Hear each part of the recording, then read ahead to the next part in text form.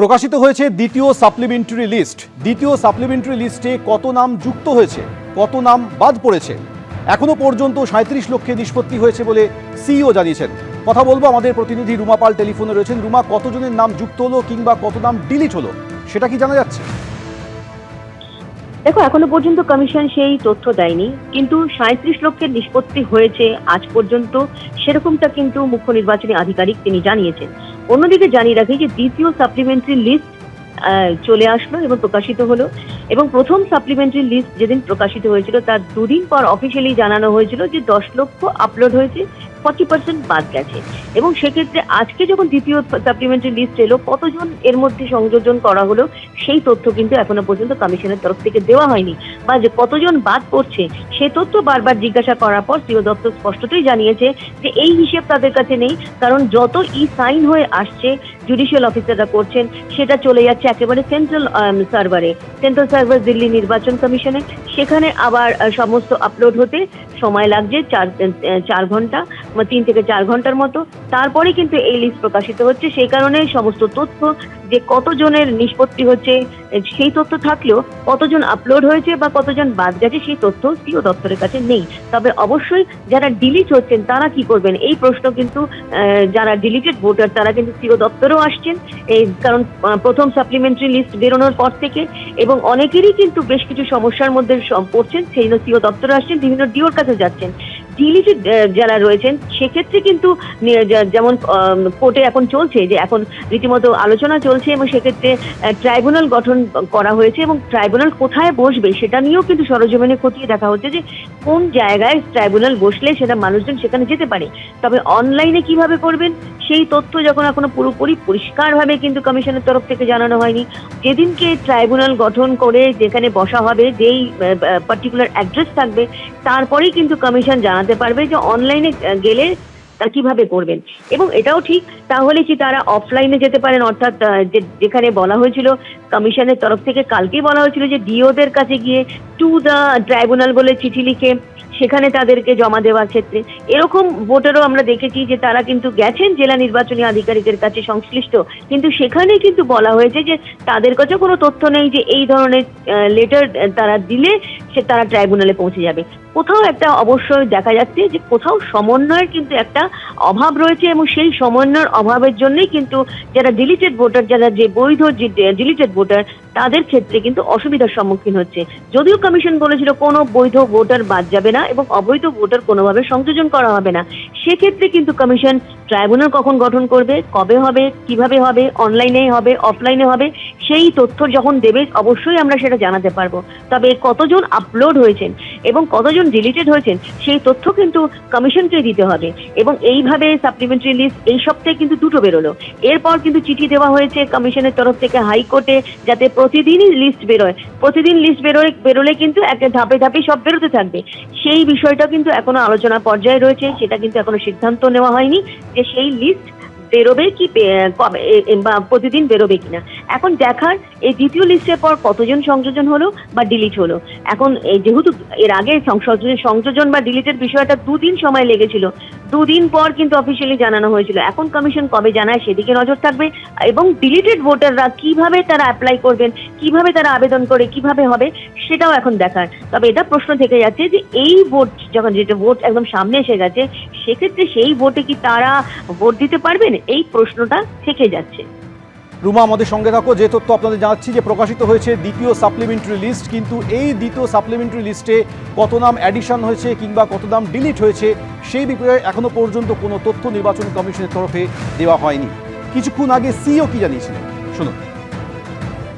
যে সময় cut off time আছে 5-4 আছে, ওর থেকে 6-7 ঘন্টা বেশি লাগবে। क्योंकि এখানে থেকে কি হয়, সব এত জুডিশিয়াল অফিসার থেকে 710 জুডিশিয়াল অফিসার থেকে যায় সেন্ট্রাল সার্ভারে যায়, ওখানে বুথ ওয়াইজ ডিভাইড হয়। আপনার তো আছে 80,681 বুথ আছে, তারপরে পাবলিশ হয়। যদি এটা 5টার সময় হবে তো রাত্রি 11টা-12টা আছে কাছে আসবে। ওটা আমি এক্সাক্ট টাইম জানি না কি 4টা করছে 5টা করছে, তো আজকে তো বড় কথা আছে। আমি শুনলাম প্রায় 37 লাখ টোটাল নিষ্পত্তি হয়েছে।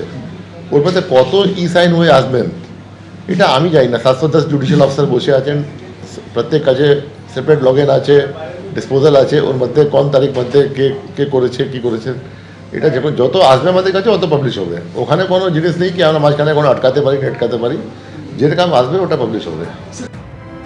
আরও একবার কথা বলবো, আমাদের প্রতিনিধি রুমা পাল টেলিফোনে রয়েছেন। রুমা, ভোটাররা উদ্বিগ্ন হয়ে রয়েছেন, তাদের নাম শেষ পর্যন্ত উঠলো দ্বিতীয় সাপ্লিমেন্টারি লিস্টে নাকি বাদ গেল? এখন কত নাম উঠলো বা কত নাম ডিলিট হলো সেই সংখ্যাটা কখন জানা যাবে, সে বিষয়ে নির্বাচন কমিশন কিছু কি জানিয়েছে? দেখো, সেই প্রশ্ন অবশ্যই আমরা কমিশনের কাছে রেখেছিলাম এবং অবশ্যই যখন এত রাতে যখন আজকে বলা যেতে পারে যে এর আগের আমরা দেখেছিলাম ফার্স্ট লিস্ট যখন বেরিয়েছিল সেটা 12:05, আজকে অনেক কিছুক্ষণ আগে মানে অনেকটা আগেই বলা যেতে পারে 12টা বাজে প্রায় ঘন্টাখানেক আগেই কিন্তু এই লিস্ট বেরিয়েছে। সেক্ষেত্রে প্রশ্ন থাকবেই যে এই ডিলিটেড কতজন ডিলিট হলো বা কতজনকে আপলোড করা হলো, সেই প্রশ্ন আমরা রাখবো এবং সেই প্রশ্নের উত্তর এখনো পর্যন্ত জানিয়েছে সিও দপ্তরের কাছে তাদের কাছে নেই। সে তাদের কাছে কিভাবে পাওয়া যাবে সেই প্রশ্নের উত্তর আমরা বারবারই খোঁজার চেষ্টা করব। তবে যেহেতু আমি আরো একবার বলে দিই যে প্রথম লিস্ট বেরোনোর পর 2 দিন পর আমরা কিন্তু অফিসিয়ালি জানতে পেরেছিলাম যে 10 লক্ষ আপলোড হয়েছে, 40% বাদ গেছে। এবার কতজনের বাদ গেছে, কারণ 37 লক্ষের নিষ্পত্তি হয়ে গেছে, এটা কিন্তু মুখ্য নির্বাচনী আধিকারিকের থেকে জানা গেছে। এবং এখন হাইকোর্টেও কিন্তু আজকে বৈঠক ছিল এবং বৈঠক ছিল এবং ট্রাইব্যুনাল কোথায় বসবে সেই বিষয় নিয়ে কিন্তু একটা রিপোর্ট জমা পড়েছে হাইকোর্টে। এবং এখন দেখার পুরো বিষয়টা কমিশনের উপর নির্ভর করছে, তারা কবে তারা দেবেন ডিলিটেড ভোটার এবং যারা একদম আপলোডেড হয়েছে সেক্ষেত্রে কিন্তু কমিশনই দিতে পারবে এবং সেই কমিশনের কাছে আমরা কিন্তু বারবার সেই প্রশ্ন রাখবো। অবশ্যই যারা ডিলিটেড রয়েছেন তারা কিভাবে অ্যাপ্লাই করতে পারবেন কমিশন জানালেই কিন্তু আমরাও জানাতে পারবো। রুমা, ধন্যবাদ। বাম আইএসএফ জোট নিয়ে আরও তীব্র জটিলতা। কয়েকটি আসন ঘিরে বিবাদের মধ্যেই ক্যানিং পূর্ব থেকে প্রাক্তন তৃণমূল বিধায়ক আরাবুল ইসলামকে প্রার্থী করেছে আইএসএফ, যার তীব্র বিরোধিতা করেছে সিপিএম। এখন প্রশ্ন হলো, আইএসএফ কি সিপিএমের আপত্তি মেনে নিয়ে আরাবুল ইসলামকে সরাবে নাকি ভেস্তে যেতে পারে জোট?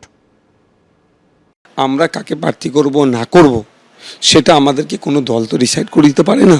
তৃণমূলের প্রার্থী হতে পারলাম না, তাকে কেউ প্রার্থী করে দিয়ে বললো বামেরা তোমরা সমর্থন করো।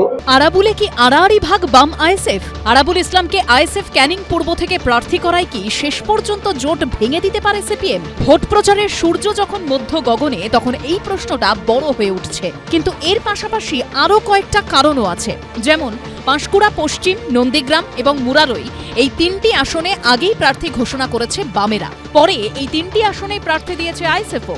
শুধু এই নয়, জট রয়েছে আরও কয়েকটি আসন নিয়েও। বামেদের সাথে আমাদের আলোচনা হয়েছে, উত্তর 24 পরগনা আর কয়েকটি জেলাতে গুটি কয়েক সিটে এখনো তারা আমাদের সাথে এগ্রি হতে পারছে না বলে ওই অবস্থা দাঁড়িয়েছে। বামফ্রন্ট সিদ্ধান্তের বাইরে কোনো আসন কখনো প্রার্থী ঘোষণা করেনি।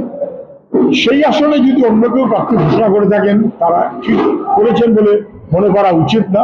তবে এর মধ্যে সবচেয়ে বড় বিবাদ বেঁধেছে আইএসএফ আরাবুল ইসলামকে প্রার্থী করায়। কোনো গুন্ডা বদমাশ মস্তান তাদেরকে বামপন্থীরা আমরা দূরে সরে দিই, তাহলে যাকে আমরা পরাস্ত করব তাকেই বগল দাবা করব, সেটা কোনো সুস্থ রাজনীতি হতে পারে না। আরাবুল সাহেব সম্পর্কে বললেন, কিন্তু আমাদেরকে এখনো পর্যন্ত কোনো অফিসিয়ালি কোনো এই বিষয়ে জানানো হয়নি, যা মিডিয়ার মাধ্যমে জেনেছি। বামেদের সঙ্গে আইএসএফ এর 100% জোট যে হচ্ছে না তা ইতিমধ্যেই স্পষ্ট হয়েছে। কিন্তু নওশাদ সিদ্দিকীরা প্রাক্তন ও বিতর্কিত তৃণমূল নেতা আরাবুল ইসলামকে প্রার্থী করার পর জোটে কি আরও বড় জট তৈরি হতে পারে? সিপিএম কি আরাবুলকে জোটের প্রার্থী হিসেবে আদৌ মেনে নেবে? উজ্জ্বল মুখোপাধ্যায় ও বিজন চক্রবর্তীর রিপোর্ট, এবিপি আনন্দ। এবিপি আনন্দ, এগিয়ে থাকে, এগিয়ে রাখে।